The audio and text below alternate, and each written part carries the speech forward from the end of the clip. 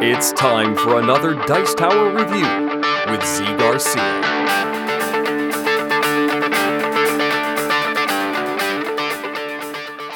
Hey folks, today I'm taking a look at this little game from Japan called Vampire Radar. Even though the box says Radar, it's just apparently something got lost in translation or something happened there. It's Vampire Radar. And the reason I know that is because the game comes with these little radar spaces where you can land and find out where the vampire hides. Want to know more? Let me show you.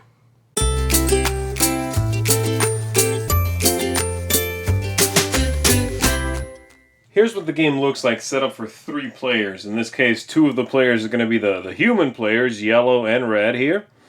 And then the third player would be the vampire player. And the vampire player moves on the board secretly. They write down where they are, okay? The objective of the game is for the human players to shoot and kill the vampire, who starts with 4 life points, as you can see here. And if they manage to do that, they win the game. The vampire player can win in basically one of 2 ways. They can eliminate all these pawns, attack them and eat them, and they're out. Or they can run the opponents out of bullets to the point that they basically don't have enough bullets to kill them. And then, basically at that point, they win as well. At the beginning of the game, the vampire player is going to pick where they start on the board, and they have to pick one of these 4 central tiles. And so I am going to use my handy-dandy garlic pen. Garlic. This is Garcia, but I'm going to say A5.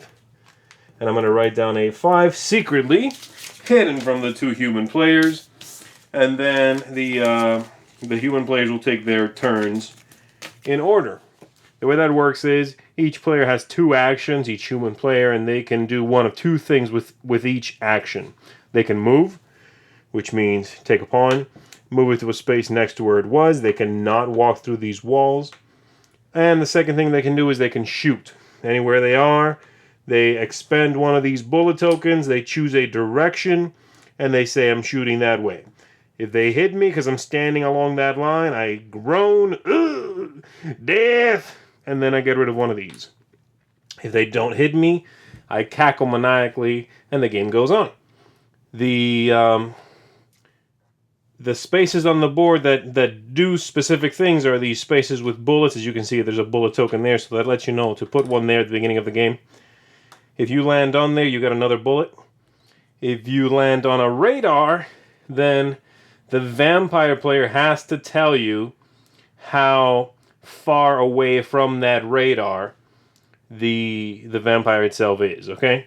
And so, for example, this is actually an illegal setup. The radar cannot be next to the start player, to the start spaces.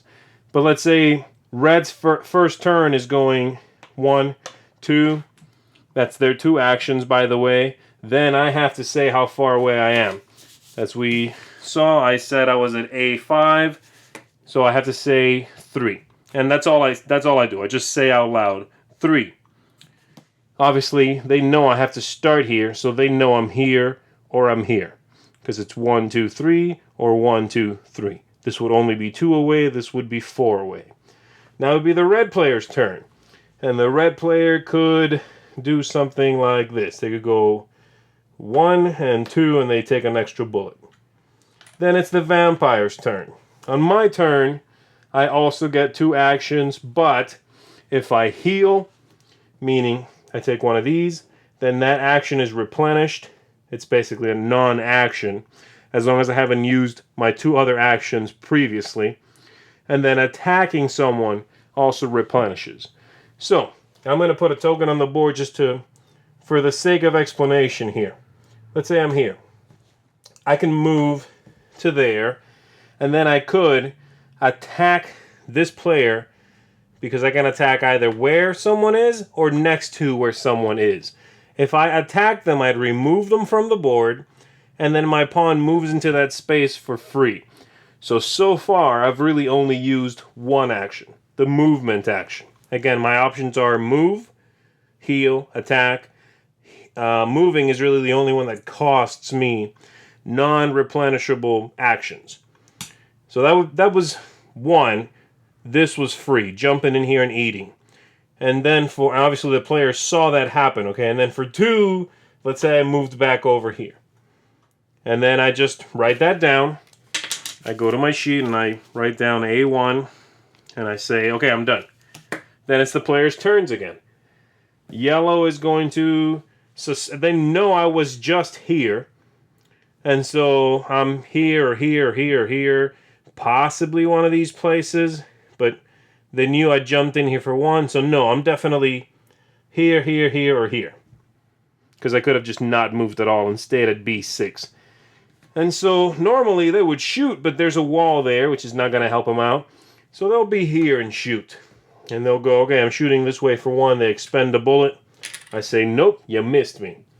All right, now they know. And then for the second action, they're going to move here and take this bullet. All right. And then red could do something like move here and shoot. At which point I have to say, you hit me. I lose one of these. They expend a bullet themselves. And they've got some idea of where I am. And this is how the game continues. Then it's my turn. I could run a little bit. I could try to hide. If I go to one of these places, I'll heal. But they know I've been there.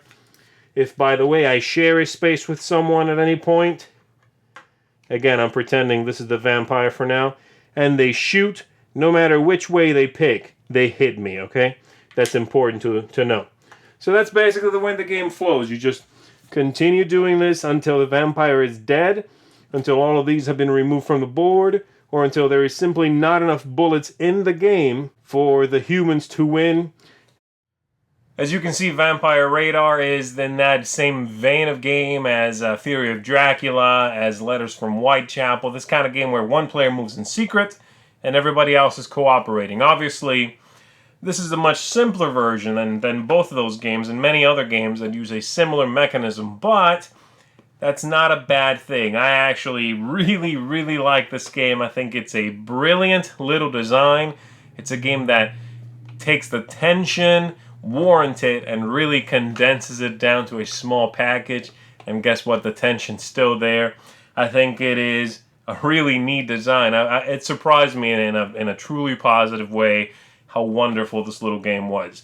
Now, the one caveat to that is I don't think the game is nearly as good with 2 players, 1 vampire, 1 human. But with 3 players and with 4 players, especially with 4 players, this game is just fun. It's tense. It is difficult for both sides. There is lots going on. You have this cat and mouse game that both sides are playing. You have the deduction on one end. You have the hiding on the other end. It doesn't seem like much when you look at the board. The 8-bit artwork makes it seem like there's not much here, but no, this is a good one. Very, very highly recommended from me. Vampire Radar is a winner in my book, and I think you should look into it. If you at all enjoy this type of hidden movement, secret movement game, you have to check this one out. Vampire Radar, thumbs up from me. Thanks so much for watching the Dice Tower videos. Find more great videos and reviews, as well as our top-rated audio podcast at Dicetower.com. You can also find other great shows at Dicetowernetwork.com. I'm Eric Summerer, and you've been watching The Dice Tower. The Dice Tower is sponsored by Cool Stuff Inc., where you can find great games for great prices. Cool stuff in stock. Check them out at CoolStuffInc.com.